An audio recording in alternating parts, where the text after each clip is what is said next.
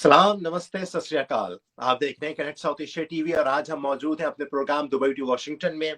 आज हमारे साथ मौजूद हैं मलिक खुर्रमशद अवान साहब और हम आज जिस टॉपिक को लेकर आए हैं, जिस टॉपिक के ऊपर हम बात करना चाहते हैं वो है कि ईसीपी के डिसीजन जो क्या आया है और उसका क्या इम्पैक्ट पड़ेगा पाकिस्तानी पॉलिटिक्स के ऊपर, हम उसके ऊपर बात करना चाहेंगे। खुर्रमशद अवान साहब, अस्सलाम वालेकुम। जी वालेकुम सलाम व रहमतुल्लाहि व बरकातहू। खुर्रमशद अवान साहब, आप जैसे दुबई में हैं। दुबई नो डाउट एक जब जाहिर सी बात है वॉशिंगटन से लोग काफी सारे लोग दुबई भी जाते हैं घूमने के लिए, दुबई से लोग वॉशिंगटन आते हैं, तो एक कनेक्शन जो है वो इस प्रोग्राम के तवज्जुह से भी बन चुका है। लेकिन अब इस प्रोग्राम के तवज्जुह से कनेक्शन तो बन चुका है, लेकिन उसकी जो इम्पोर्टेंस जो इस प्रोग्राम की हो गई वही हो गई कि हम दुबई हो या वॉशिंगटन में हो, हम बात कर रहे होते हैं इस्लामाबाद की, हम बात कर रहे होते हैं इस्लामाबाद की कुर्सी की, हम बात कर रहे होते हैं पाकिस्तानी पॉलिटिक्स की। कैसा देखते हैं आप इलेक्शन कमीशन ऑफ पाकिस्तान के डिसीजन को? जी बिस्मिल्लाहिर्रहमानिर्रहीम। सबसे पहले उमर साहब आपका बहुत शुक्रिया और मेरी ये खुशनसीबी कि मैं एक बहुत बड़े वर्ल्ड वाइड एक वेब चैनल से बात कर रहा हूँ और मैं आपकी और आपके जितने भी मैनेजमेंट है वो सबका शुक्रिया अदा करता हूँ कि वो हमेशा मुझे वक्त देते हैं, किसी न किसी मामले पर, किसी न किसी नए टॉपिक पर हम बात करते हैं। तो मैं Pakistan Peoples Party Gulf and Middle East की तरफ से आपका बहुत ही ममनून और शुक्रगुजार हूँ कि आप हमें अपना हमारा पॉइंट ऑफ व्यू जो होता है वो आवाम तक पहुंचाने में बहुत मददगार साबित हो रहे हैं। जी, दूसरी बात, जो इलेक्शन कमीशन ऑफ पाकिस्तान ने जो फैसला, जैसा कि आप जानते हैं, किया है कि 9 हल्कों में उन्होंने इलेक्शन का ऐलान किया है।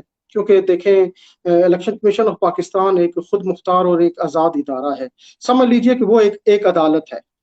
जैसे हमारे यहाँ सेशन कोर्ट है या हाई कोर्ट है या सुप्रीम कोर्ट है, बिल्कुल उसी तरीके से इलेक्शन कमीशन भी एक अदालत ही का नाम है।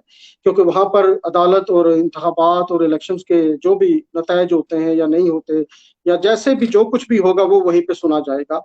तो वो खुद एक अदालत है और खुद वो अपना फैसला करते हैं, वो उसमें खुद मुख्तार हैं। उसमें कतई तौर पर किसी भी इलेक्शन कमीशन ऑफ पाकिस्तान ने आज दिन तक जो है गवर्नमेंट से नहीं पूछा कि जी हम इलेक्शन करवाएं या रहने दें। एक सीट खाली हुई है तो बात वही होगी कि आंख बंद करके 90 दिन के अंदर उन्होंने इलेक्शन करवाने हैं, ये उनकी आईनी जिम्मेदारी है। अगर वो अपनी ये आईनी जिम्मेदारी पूरी नहीं करते हैं तो उन्हें फिर आगे ये बताना पड़ेगा कि भाई आपने इलेक्शन क्यों नहीं करवाए, किस वजह से नहीं करवाए। तो जैसे कि आप जानते हैं कि पीटीआई जो है वो तकरीबन उन तमाम ने रिजाइन दे दिया है, लेकिन जैसे कि स्पीकर राजा परेश्वर साहब ने कहा था कि आप यहाँ आकर या बजरिया मैसेज कंफर्म करें कि आपने रिजाइन दे दिया है। उनमें से जिन लोगों ने कंफर्म किया था, जिन्होंने या ट्वीट किया था कि हम रिजाइन दे चुके हैं, तो स्पीकर साहब ने टोटल 11, और क्योंकि 2 उसमें खवातीन थी मखसूस नशिस्तों पर, तो 9 के जो थे रिजाइन वो उन्होंने एक्सेप्ट कर लिए। तो उस पर अभी जो है वो इलेक्शन होने जा रहा है। तो फिर आप देख रहे हैं कि जैसा कि इमरान खान साहब कह रहे हैं कि वो 9 के 9 हल्कों पर वो खुद इलेक्शन लड़ेंगे। हालांकि कानून में या आइन में इस चीज की कोई गुंजाइश नहीं है। एक वक्त में हम ज्यादा से ज्यादा 5 हल्कों में इलेक्शन लड़ सकते हैं। जी। अच्छा, आपने जिस तरह अपनी बात के आगाज में कहा कि ईसीपी जो के है वो एक अदालत की सूरत भी इख्तियार करती है, मतलब उसको ये इख्तियार तो है। और तो आप क्या समझते हैं कि जो ईसीपी का जो फैसला जो है उसको वो सुप्रीम कोर्ट में उसको चैलेंज किया जा सकता है? जी बिल्कुल। फैसला देखिए वो हमने रिवाज बना दिया है ना, हमने वो रिवाज बना दिया है। देखिए हमारा आइन ये कहता है कि इलेक्शन कमीशन ऑफ पाकिस्तान का चेयरमैन वो होगा जो सुप्रीम कोर्ट का जज रहा होगा, साबिक जस्टिस होगा। तो वही जो होगा, तो इतनी बड़ी पोस्ट क्यों रखी गई है? क्योंकि वो आइन और कानून को जानने वाले हों, वो इसलिए रखी गई थी। क्योंकि देखिए हमारे यहाँ अदालतें जो हैं वो हर आने वाले की दरखास्त को कबूल कर लेते हैं। वो ये नहीं कहते कि भाई आपकी ये जो दरखास्त है ये फलां इदारे के मुतल्लक है, तो आप ऐसा करें, उस इदारे के पास जाएं, पहले उससे तो बात करें। हमारे यहाँ क्या होता है कि इदारों के अंदर तो बात की नहीं जाती, जो भी उठता है वो हाई कोर्ट या सुप्रीम कोर्ट चला जाता है। तो मेरे ख्याल से ये कतई तौर पर हाई कोर्ट या सुप्रीम कोर्ट का मैंडेट नहीं है कि वो इलेक्शन कमीशन या जो कि खुद एक अदालत की तरह है उसके मामलात में वो मुदाखलत करे। No doubt Election Commission of Pakistan का एक फैसला यानी कि आया और वो फैसले को पर पहले ये कहा गया कि जी ये फैसला तो हमारे हक में आया है और फॉरेन फंडिंग नहीं हुई, ममना फंडिंग हुई, लेकिन फिर उसको फिर चैलेंज भी उसको किया, उसको जा रहा है। तो इस चीज को आप किस तरह से देखते हैं? ये क्या हमेशा से एक अजीब सी बात है और आवाम को कंफ्यूज करने में लगे रहते हैं क्या पीटीआई वाले? जी देखें, पीटीआई की आप सियासत देख लें, अगर ये 26 साल कहते हैं तो चले 26 साल ही आप देख लें कि 26 सालों में इनकी क्या सियासत है। प्रैक्टिकली तो ये 2013 में आया ना, जब इनकी खैबर पख्तूनख्वा में हुकूमत आई। 2002 में सिर्फ वाहिद इनकी नशिस्त थी, वो इसकी थी इमरान खान की, क्योंकि मुशर्रफ जो वो चाह रहा था कि ये मेरे साथ ही कल जीतेगा तो मेरे साथ ही मिलेगा, और तो बेचारे का है नहीं। 97 में जो इलेक्शन हुआ था उसमें वो हार गया था। 2008 में जो हुआ था तो वो भी ऐसे ही कुछ नशिस्तें ये लेने में 2008 में इसने बाइकाट कर दिया था इमरान खान ने इलेक्शन का, मोहतरमा की डेथ के बाद। आपको याद होगा उस वक्त नवाज शरीफ ने भी, मुस्लिम लीग नून ने भी जो है इलेक्शन का बाइकआउट कर दिया था। फिर उसके बाद जरदारी साहब ने जब कहा तो दोबारा आए। तो जो पीटीआई की जो सियासत रही है जनाब, वो हमेशा से ऐसे रही है, आधा तीतर आधा बटेर। यानी कि आप देख लीजिए, मैं एक मिसाल देना चाह रहा हूँ। ये जलसे जुलूसों में क्या कहते थे कि आयरलैंड का जो प्राइम मिनिस्टर है वो साइकिल पे जाता है, यही कहते थे, पूरी दुनिया जानती थी। जब प्रैक्टिकली करने की बारी आई तो ये खुद हेलीकॉप्टर में जाते थे। यानी कि कॉल ये है कि वो साइकिल पे जाता है, और अमल ये है, फेल ये है कि हेलीकॉप्टर पे जाता है, खुद जा रहे हैं। तो एक तरफ ये कह रहे हैं कि जी हमने असेंबली से रिजाइन दे दिया है। अच्छा, दूसरी तरफ ये कह रहे हैं आप सारे रिजाइन कबूल करें। तीसरी तरफ ये कह रहे हैं जी इलेक्शन करवाएं। चौथी तरफ ये फिर अदालत में भी चले गए कि आप इलेक्शन रुकवाएं, हमने तो रिजाइन ही नहीं दिया है।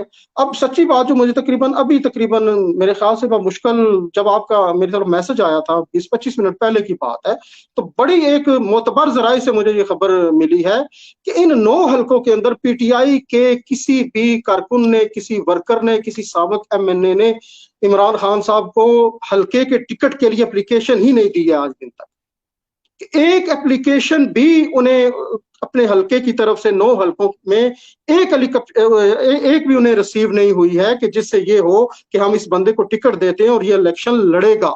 इसके बाद इन्होंने उसको मीडिया में कवर करने के लिए वो शोशा छोड़ दिया कि 9 के 9 हलकों में खुद जो है इमरान नियाजी साहब इलेक्शन लड़ेंगे। हालांकि एक शख्स, हमारी ये बदनसीबी है कि 4 साल पाकिस्तान का प्राइम मिनिस्टर रहा, वो 26 साल सियासी जद्दोजहद करने का दावा रखता है, उसे इस बात का ही इल्म नहीं है कि यार ज्यादा से ज्यादा आप 5 हलकों में इलेक्शन लड़ सकते हैं, 9 में तो आप इलेक्शन ही नहीं लड़ सकते।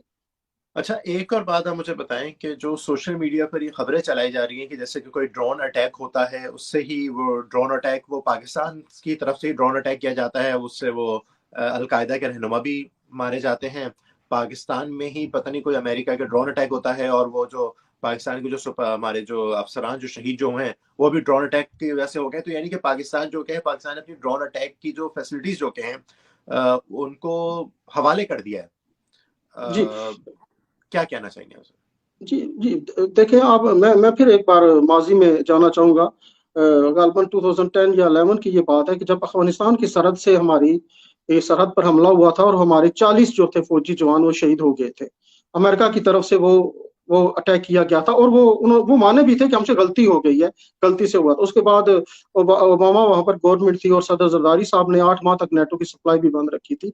अगर ऐसा होता तो मेरे ख्याल से अमेरिका का कोई गम, कोई डर किसी किस्म का नहीं है कि 5 मिनट के बाद उसका दफ्तर खारजा ये ना कह देता कि जी वो गलती से एक हेलीकॉप्टर था जिसमें आपके 8 बंदे सवार थे, ऑफिसर आप थे, और गलती से हमारा लग गया। मेरे ख्याल के मुताबिक, मेरे ख्याल है, ये जाती राय है, अगर ऐसा अमेरिका की तरफ से होता तो उसे ये एक्सेप्ट करने में कोई प्रॉब्लम नहीं। आपने अमेरिका का क्या बिगाड़ लेना है, क्या कर लेना है आपने उसका? और पूरी दुनिया की अगर मिसाल लें, किसी ने अमेरिका का क्या बिगाड़ लेना है, सवाल ही पैदा नहीं होता है। ये तो ऐसे ही बिला वजह ये हमें एक, हम पहले गुर्बत की चक्की में पिस रहे थे, ये हमें कह रहा है जी अमरीकी गुलामी, अमरीकी गुलामी। इसको इल्म ही नहीं है कि ये किसका नाम ले रहा है और क्यों ले रहा है। तो कतई तौर पर ऐसा नहीं हुआ। हमें यकीन है अपने इदारे पर, हमें एतमाद है पाकिस्तान की फौज पर, आर्मी चीफ पर, और खासकर जो हमारे ISPR के डायरेक्टर जनरल है, उन्होंने वाजिया तौर पर ये बात कह दी है कि ये हादसा है, लिहाजा हम इस हादसे से आगे जाते ही नहीं है।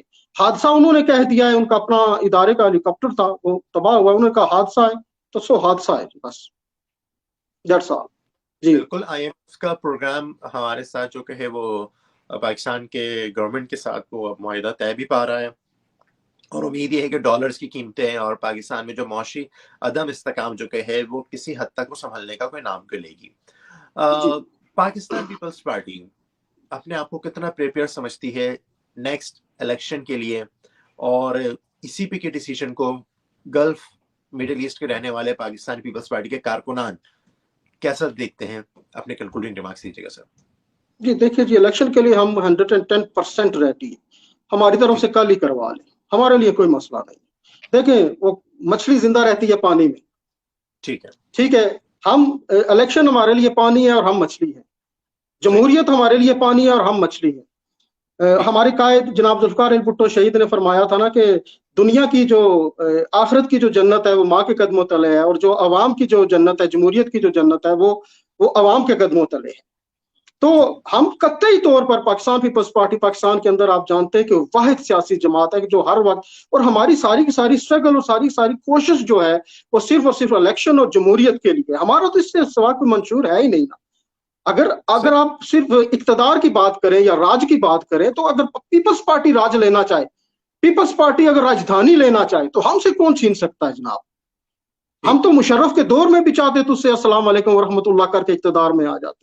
हम तो 2013 में भी, कि जब हमारा प्रेसिडेंट था और हम सिंध से भी जीते हुए थे, हम गिलगित बल्तिस्तान में भी हमारी हुकूमत थी, हमारी आजाद कश्मीर में भी हुकूमत, हम चाहते तो हम नवाज शरीफ को हल्फ ही ना देते, हम कोई और ड्रामा उसमें से रचा लेते, लेकिन नहीं। हमारी मंजिल पाकिस्तान पीपल्स पार्टी, मैंने 4 दिन पहले एक अखबारी बयान भी इसमें दिया था, बड़ी वाज़ेह मैंने उसमें तफसील ये बयान की थी कि पाकिस्तान पीपल्स पार्टी का मकसद कतई तौर पर इक्तदार नहीं है। हमारा मकसद सिर्फ और सिर्फ जमहूरियत है, इलेक्शंस हैं, कौम है और आवाम है।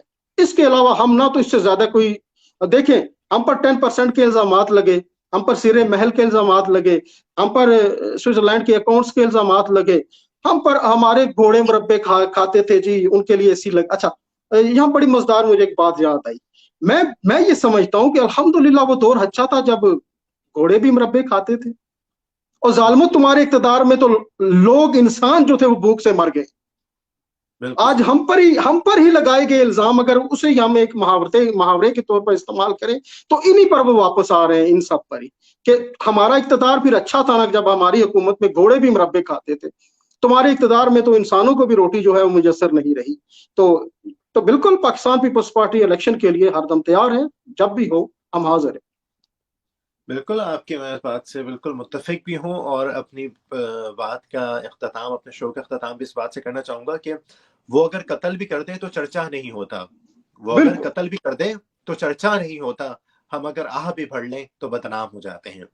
बदनाम हो जाते हैं, जिस बिल्कुल तरह हमने जेलें काटी हैं, जिस तरह हमने हथकड़ियाँ पहनी हैं, और जिस तरह बिल्कुल। पाकिस्तान पीपल्स पार्टी के जो लोग चुके हैं और पाकिस्तान पीपल्स पार्टी के कायदीन चुके हैं, उन्होंने फांसी के फंदों को चूमा है। क्या हमने बात, बिल्कुल हमेशा बिल्कुल। जमहूरियत की बात करी है, हमने पाकिस्तानी बिल्कुल अवाम की बात की है, और इस अवाम और पाकिस्तान की जमहूरियत की खातिर इक़्तिदार को अपनी जूते की नोक पर भी रखा है। बिल्कुल, हम जो कोई शक कहते हैं नहीं वो इसमें। करके दिखाते हैं। बिल्कुल बहुत ऐसा ही अच्छा लगा मलिक और सदामान से आपसे बात करके, और हम गाहे बगाहे आपसे मौक़िफ़ लेते रहेंगे। पाकिस्तान के ऊपर जो पॉलिटिक्स जो चेंज जो होती है, पाकिस्तान में किस तरह की नई पॉलिटिकल चीज़ें आती हैं, पाकिस्तान में नई किस तरह से पाकिस्तान का जो अब ये जो अभी तक मैं इसको कहूँगा पॉलिटिकल इंस्टेबिलिटी जो है, वो किस तरीके से स्टेबिलिटी में किस तरह से कन्वर्ट होती है, हम इसके लिए दुआ गो भी हैं। इंशाअल्लाह। दुबई हो या वाशिंगटन हो, तमाम के तमाम लोग इसी बात को चाहते हैं कि पाकिस्तान में सही मायने में जमहूरियत आए। बहुत अच्छा लगा मलिक बिल्कुल। साहब बात करके। नाजरीन, अपना ख्याल रखिएगा, देखते रहिए दुबई टू वाशिंगटन प्रोग्राम, सिर्फ और सिर्फ कनेक्ट साउथ एशिया टीवी पर। इजाजत दीजिए अपने होस्ट उमर अजीज बिहारी को, अपने गेस्ट मलिक खुर्रम शहजाद ईमान के साथ। अपना ख्याल रखिएगा। सलाम, नमस्ते, सत श्री अकाल। बहुत शुक्रिया जी, अस्सलाम।